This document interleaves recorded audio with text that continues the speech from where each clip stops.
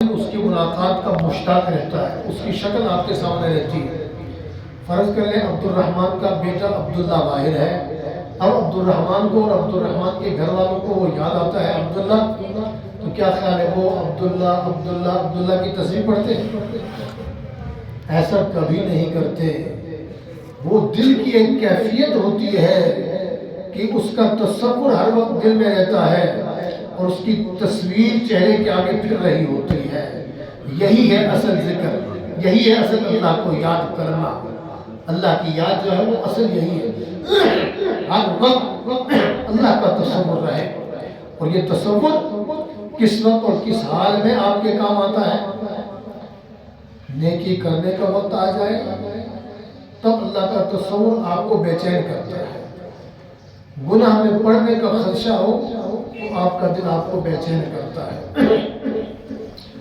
دو ساتھی گزر رہے تھے دیہات میں کھیت کے پاس سے، گنے تیار تھے، پکے ہوئے تھے۔ ایک ساتھی نے دوسرے سے کہا یار گنا پکا ہوا تیار ہے، دو گنے لے کے آئے، چبھتے ہوئے چلے جائیں۔ انہوں نے کہا نہیں یار یہ لوگوں کا مال ہے۔ انہوں نے کہا لوگ کہاں دیکھ رہے ہیں، اتنا بڑا کھیت ہے، اگر کوئی دیکھ بھی لے تو کچھ نہیں کہے گا۔ تو اس نے کیا کہا، کوئی دیکھے یا نہ دیکھے اللہ تو دیکھ رہا ہے، کوئی دیکھے نہ دیکھے اللہ دیکھ رہا ہے۔ یہ وہی مثال ہو گئی۔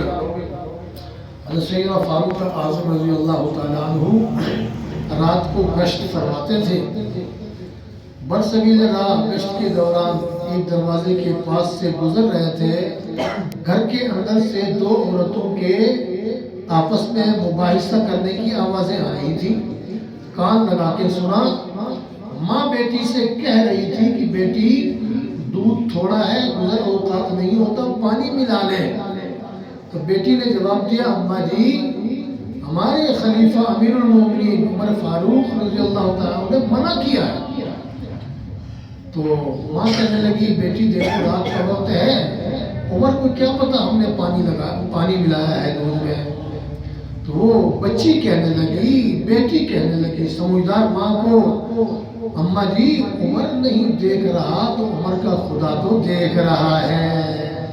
این اللہ فین اللہ، اللہ کہاں گیا؟ اللہ تو دیکھ رہا ہے۔ دنیا میں عمر پکڑے گا، آخرت میں تو اللہ نے پکڑنا ہے، اللہ نے حساب لینا ہے، اللہ نے جواب دینا ہے۔ ایسے ہی حضرت عبداللہ ابن عباس رضی اللہ تعالیٰ عنہ حضور پاک صلی اللہ علیہ وسلم کے چچا بھائی کہیں راستے میں جا رہے تھے، ایک چرواہے کے پاس سے گزر ہوا تو چرواہے کو کہا یار ہم سفر میں ہیں تو ہمارے پاس زیادہ راہ نہیں ہے، ایک بکری ہمیں دے دو، ہم اس کو ذبح کر کے کھائیں گے۔ تو اس نے کہا بھائی بے شک آپ مسافر ہیں، میرے ذمہ خدمت لازم ہے، میں جو میرے پاس ہے وہ دے سکتا ہوں، میں آپ کو بکری نہیں دے سکتا کیونکہ بکری میری نہیں ہے، میں کسی کا چرواہا ہوں، مالک کی اجازت کے بغیر میں بکری نہیں دے سکتا۔ تو انہوں نے آزمانے کے لیے کہا کہ بکری کا مالک تو نہیں دیکھ رہا، اگر بعد میں وہ حساب کتاب کر لے تو کہہ لینا بیڑیا کھا گیا، کوئی درندہ کھا گیا۔ کہنے لگا اچھا اس کا مالک نہیں دیکھ رہا ہے تو فَأَيْنَ اللَّهُ، پھر اللہ کہاں گیا، پھر اللہ کہاں گیا۔ تو حضرت ابن عباس رضی اللہ تعالیٰ عنہ زندگی میں بارہا یہ جملہ دہراتے تھے، ایک چرواہے نے یہ کہا پھر اللہ کہاں ہے، حساب تو اللہ نے لینا ہے۔ انہوں نے آزمائش کے لیے بات کی تھی، تو اس وقت کے تو دیہاتی اور چرواہے اور ان پڑھ لوگوں کی یہ حالت اور یہ کیفیت تھی۔ بہرحال ایسے بے شمار واقعات ہیں جن سے ہمیں سبق ملتا ہے۔ تو نیکی کرنے کا وقت ہے، آ گیا۔ مثال کے طور پر فجر کی اذان شروع ہو گئی، اب رمضان کے علاوہ عام دنوں میں اذان اور نماز کے درمیان تقریباً پونا گھنٹے کا وقفہ ہوتا ہے۔ ہم ادھر سے شیطان کہہ رہا ہے میٹھی نیند میں ہے، سردی کا موسم ہے، گرم لحاف کمبل اوڑھا ہوا ہے، کمبل نہیں چھوڑنا۔ ادھر سے اگر دل کے اندر اللہ کا خوف ہے تو وہ اللہ کا خوف، وہ اللہ کی یاد، اس کو سکون نصیب نہیں ہونے دیتا، بستر پر سکون نہیں نصیب ہوتا اس کو۔ یہ ہے نیکی کے وقت آزمائش، ایسے ہی برائی کے وقت آزمائش۔ گناہ کی دعوت کھلا عام ہے، گناہ میں مبتلا ہونے کا وقت ہے، اس کی بھی بے شمار مثالیں ہیں۔ آپ یوسف علیہ السلام کی مثال لے لیجیے، بادشاہ کی بیوی ہے، وزیر اعظم کی بیوی ہے زلیخا، 7ویں کمرے کے اندر لے کے گئی ہے، تمام دروازے بند ہیں، اللہ کے سوا کوئی دیکھنے والا نہیں ہے، اگر کوئی دیکھ بھی لے تو وہ زلیخا کے ملازم ہی ہوں گے نا، اور کون ہوگا؟ باہر سے ملازموں نے سب کے تالے لگا دیے ہیں، وہ اندر 7ویں کمرے میں لے کے گئی، اب وہ اپنی خواہش کے لیے ان کو بھر رہی ہے۔ اب یوسف علیہ السلام کے دل کے اندر خدا کا خوف تھا، ان کو اللہ یاد آ گیا۔ یوسف علیہ السلام نے کہا اللہ کی بندی باز آ جا ایسی حرکت سے، اللہ دیکھ رہا ہے۔ اس نے کیا کیا؟ اپنے بت کے اوپر کپڑا ڈال دیا، وہاں جو بت رکھے ہوتے ہیں ان کے اوپر کپڑا ڈال دیا، اچھا میں نے بت کو چھپا دیا ہے۔ آپ نے فرمایا تو نے اپنے اس بت کو، پتھر کے بت کو تو چھپا دیا ہے، وہ اللہ جو ساری کائنات کا خالق و مالک ہے، اس سے کوئی کچھ کہیں نہیں چھپا سکتا، اس کے سامنے ہر چیز آیا ہے۔ پھر جب یوسف علیہ السلام اپنے رب سے ڈر کر، رب کو یاد رکھ کر گناہ سے بچنے کے لیے ڈٹ گئے تو اللہ نے بچایا نہیں بچایا، پھر راستے اللہ نے دکھا دیے۔ اللہ نے فرمایا میرے پیارے یوسف، دروازے کی طرف بھاگنا تیرا کام، تالے توڑنا دروازے کھولنا میں رب کا کام ہے۔ پھر یوسف علیہ السلام بھاگتے رہے، دروازے خود بخود کھلتے رہے، تا کی آخری دروازہ بھی کراس کیا، باہر عزیز مصر نے پکڑ لیا، حق کا حق ہو گیا اور باطل کا باطل واضح ہو گیا۔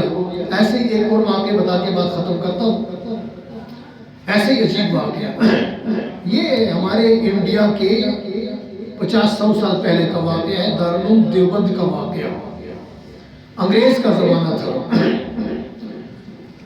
اور دارالعلوم دیوبند میں اس وقت حالات ایسے تھے، اتنی بڑی سہولتیں اور اتنا بڑا نظام کہاں تھا اس وقت، روٹی نہیں ملتی تھی، رہنے کی جگہ نہیں ملتی تھی۔ ایک طالب علم وہ داخلے بند ہونے کے بعد گیا تو انہوں نے کہا نہ رہنے کی جگہ ہے، نہ بستر ہے، نہ کھانے کے لیے روٹی ہے، تو اس کے دل کے اندر پڑھائی اور دین حاصل کرنے کا بہت شوق تھا، اس نے منت سماجت کر کے داخلہ تو لے لیا، انہوں نے کہا داخلہ تو تمہیں مل جائے گا مگر روٹی نہیں ملے گی۔ اس نے کہا جس اللہ نے یہاں تک پہنچایا روٹی بھی ہو دے، اللہ کے بھروسے پہ وہ بیٹھ گیا۔ اب وہاں موجود لوگوں میں سے ایک اچھے بھلے کھاتے پیتے گھرانے کے فرد نے کہا کہ چلو یار یہ غریب طالب علم میں دین حاصل کرنے کے لیے آیا ہے، اس کی روٹی میں دے دیتا ہوں۔ تو روٹی کی ترتیب یہ بنی کہ وہ ٹائم پر گھر جائے گا اور روٹی کھائے گا۔ ایک مرتبہ ایسا ہوا کہ وہ اس کے گھر کھانا کھانے کے لیے گیا دوپہر کے ٹائم پر، تو وہ جہاں جس دروازے پہ جا کے بیٹھک میں بیٹھتا تھا، بیٹھک کا دروازہ کھٹکھٹایا تو دروازہ کھل گیا، اندر بلایا۔ اب اندر جو تھی وہ گھر کے مالک کی لڑکی تھی، گھر والے کوئی نہیں تھے۔ اس لڑکی نے کہا کہ آپ اندر آ کر اندر جو کھانا کھانے کی جگہ ہے وہاں پر آ کے کھانا کھاؤ۔ وہ اندر شہر میں چلا گیا، وہاں سے وہ اپنے کمرے میں لے کے گئی، اپنے کمرے میں لے جا کر اس نے دروازے کو کنڈی لگا دی، دروازہ بند کر دی، اور لڑکا جوان اور خوبصورت لڑکا تھا، تو کنڈی بند کر کے اس نے اپنا مطلب اس کے سامنے رکھا۔ اس نے کہا اللہ کی بندی میں مدرسے کا طالب علم ہوں، میں دین سیکھنے کے لیے آیا ہوں، کہ مجھے تو کس چیز کی دعوت دے رہی ہے؟ اللہ کی پناہ مانگتا ہوں میں ایسی چیزوں سے۔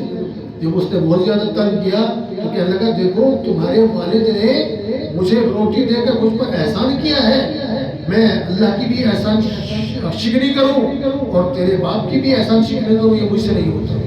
اس نے کہا دیکھ میری بات مان لے گا تو بچ جائے گا، میری بات نہیں مانے گا تو پھنس جائے گا، میں ابا کو شکایت لگاؤں گی اس نے میرے ساتھ یہ کیا، عورتوں کا مکر۔ یہی بات عزیز مصر نے زلیخا کو کہا تھا ان کیدکن عظیم، یوسف علیہ السلام سے تو کہہ دیا یوسف اعرض عن ھذا، یوسف معاف کر دے، اور اس کو کہا واستغفر لی ذنبک انک کنت من الخاطئین، ساری غلطی سارا گناہ تیرا ہے، تو اللہ سے معافی مانگ، توبہ طائب ہو، اور تمہارا جو مکر ہے عورتوں کا مکر یہ بہت خطرناک ہے۔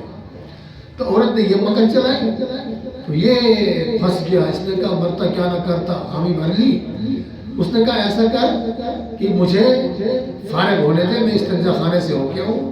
استنجا خانے میں چلا گیا، وہاں جا کے زبردستی اس نے پاخانہ کیا اور کر کے وہ سارا اپنے جسم پر مل کے آ گیا۔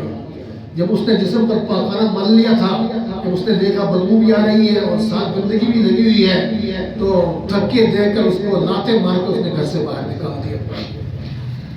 یہ ہے کیا ہے؟ یہ فَأَيْنَ اللَّهُ، اللہ کہاں ہے؟ اس کے دل کے اندر اللہ کا خوف تھا، اللہ بیٹھا ہوا تھا، اللہ کی یاد تھی۔ ایسے موقع پر بھی اس کو اللہ نے گناہ سے بچا لیا۔ اب ہوا کیا، یہ اس کشمکش میں لیٹ ہو گیا تھا، کلاس شروع ہو گئی تھی، کلاس میں جا کے بیٹھ گیا تو کلاس میں استاد نے اور طالب علموں نے محسوس کیا ایک ایسی عجیب خوشبو آ رہی ہے کہ جس خوشبو پر انگریز حکومت نے پابندی لگائی تھی۔ سب نے ادھر دیکھا، خوشبو سننے کی کوشش کی، ایک دوسرے کی طرف دیکھا، اس کے بعد یہ سمٹ کر بیٹھ گیا یہ لوگ میرے بدبو کی وجہ سے، جسم کے بدبو کی وجہ سے میری طرف گھور گھور کے دیکھ رہے ہیں۔ سبق جیسے ویسے مکمل ہو گئے، سبق کے بعد استاد نے پوچھا کہ بھائی یہ خوشبو جس کی ممانعت ہے انگریز نے دیکھ لیا تو وہ قید کر دے گا، جیل میں ڈالے گا، کس نے خوشبو لگائی؟ کسی نے بھی نہیں لگائی۔ ایک دوسرے کی طرف دیکھے، آخر سب نے سوننا شروع کر دیا، سب اس طرف اشارہ، یہ اس سے خوشبو آ رہی، جا کے دیکھا تو اس سے خوشبو آ رہی تھی۔ کھڑا ہو بھائی، استاد نے کہا کھڑا ہو گیا، قریب لایا تو خوشبو اسی سے آ رہی تھی۔ استاد نے کہا بتا تو نے یہ خوشبو کہاں سے لائی اور تو نے یہ خوشبو کیوں لگائی جبکہ ممانعت ہے، پابندی ہے؟ اس نے کہا استاد جی معافی مانگتا ہوں، میں نے خوشبو کوئی نہیں لگائی۔ تو یہ خوشبو جو تیرے سے آ رہی ہے یہ خوشبو نہیں ہے، میں سب کے سامنے بات نہیں کر سکتا، آپ کے پاس اکیلے میں بات کروں گا۔ اچھا یار تم لوگ سارے چلے جاؤ، چھٹی کرو۔ اب پتا کیا بات ہے، سارا قصہ کیا سنایا اور کپڑا ہٹا کے دکھایا تو وہ ٹٹی دیکھو، اللہ کو یہ ادا اتنی پسند آئی، اس گندگی کو اللہ نے بہترین خوشبو میں تبدیل کر دیا۔ یہ کیا ہے؟ فَأَيْنَ اللَّهُ مَا يَكُونُ مِن نَجْوَىٰ ثَلَاثَةٍ، تم جہاں تین ہوتے إِلَّا هُوَ رَابِعُهُمْ، چوتھا اللہ ہوتا ہے، وَلَا خَمْسَةٍ إِلَّا هُوَ سَادِسُهُمْ، تم پانچ ہوتے ہو تو چھٹا اللہ ہوتا ہے، وَلَا أَدْنَىٰ مِن ذَلِكَ وَلَا أَكْثَرَ، تم اس سے زیادہ ہو یا کم ہو، وَهُوَ مَعَكُمْ، وہ تمہارے ساتھ ہوتا ہے۔ اللہ کریم سمجھنے عمل کرنے کی توفیق۔ الحمدللہ۔